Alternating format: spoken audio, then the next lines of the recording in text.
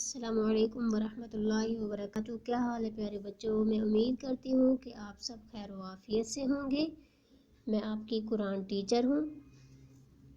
آئیے چلتے ہیں ہم سبق کی طرف۔ آپ اپنا پیج نمبر نکالیں۔ پیج نمبر ہے 24۔ پیج نمبر کیا ہے؟ 24۔ سبق ہمارا ہے جزم۔ کیا ہے؟ جزم، سکون۔ جزم، سکون۔ تو پیارے بچوں میں پڑھتی ہوں، آپ میرے ساتھ ساتھ پڑھتے رہیں۔ بسم اللہ الرحمن الرحیم۔ آپ پڑھیں۔ جزم کا دوسرا نام سکون ہے۔ جزم کا دوسرا نام سکون ہے، یعنی ایک تو ہے جزم اور اس کا دوسرا نام جب ہم لیں گے تو اس کا نام کیا ہوگا؟ سکون۔ جزم اور سکون، جزم اور سکون دونوں ایک ہی معنی ہیں، ٹھیک ہے؟ تو پیارے بچوں آپ سب سے پہلے دیکھیں کہ آپ کو یہاں پر چھوٹی سی دال بنی ہوئی نظر آ رہی ہے۔ اس کو ہم کہتے ہیں جزم۔ پتہ ہے آپ کو اس کو کیا کہتے ہیں؟ جزم۔ سکون بھی کہتے ہیں، جزم بھی کہتے ہیں، ٹھیک ہے؟ اس چھوٹی سی دال کو کیا کہتے ہیں؟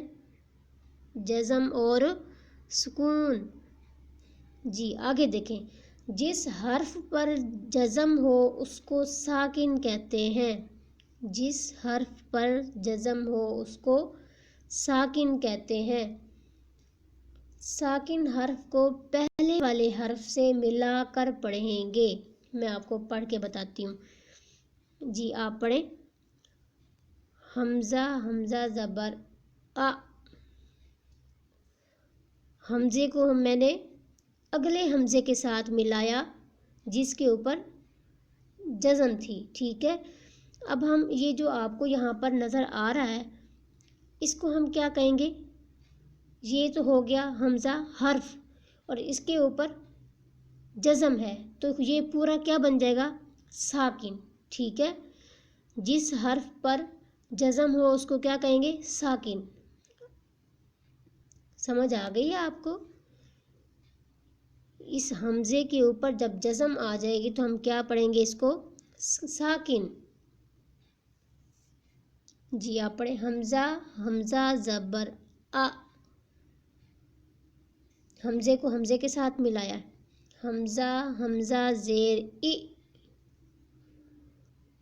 حمزہ، حمزہ پیش او۔ آ ای او۔ پھر پڑھیں۔ حمزہ، حمزہ زبر آ۔ حمزہ، حمزہ زیر ای۔ حمزہ، حمزہ پیش او۔ آ ای او۔ آپ نے جھٹکا دینا ہے۔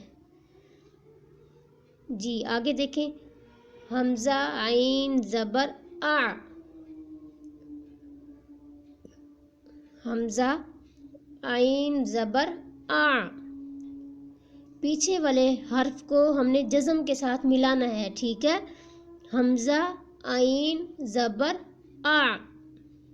حمزہ عین زیر ای۔ حمزہ عین پیش او۔ آ ای او، ٹھیک ہے؟ جی آگے کیا پڑھیں گے؟ حمزہ سا زبر اس۔ حمزہ سا زیر اس۔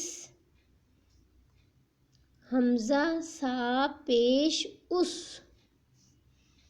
اس اس اس۔ حمزہ زال زبر از۔ پہلے حمزہ پڑھا پھر زال پھر حمزے کے اوپر جو زبر ہے اس کو پڑھا۔ حمزہ زال زبر از۔ حمزہ زال زیر از۔ حمزہ زال پیش از۔ از از از۔ حمزہ زوا زبر از۔ حمزہ زوا زیر از۔ حمزہ زوا پیش از۔ از از از۔ حمزہ زا زبر از۔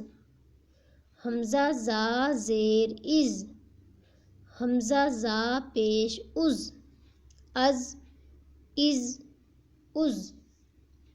حمزہ سین زبر اس، حمزہ سین زیر اس، حمزہ سین پیش اس،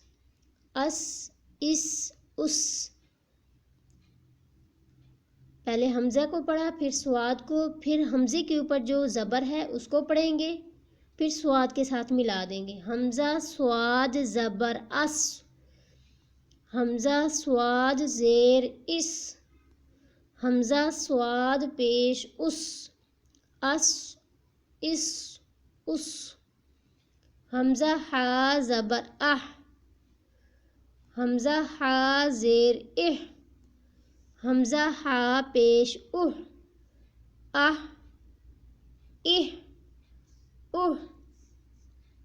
آپ نے ہو نہیں کرنا، حمزے کے اوپر جو پیش تھی ہم نے پہلے اس کی ہی آواز نکالنی ہے، اس کا ہی ساؤنڈ نکالنا ہے.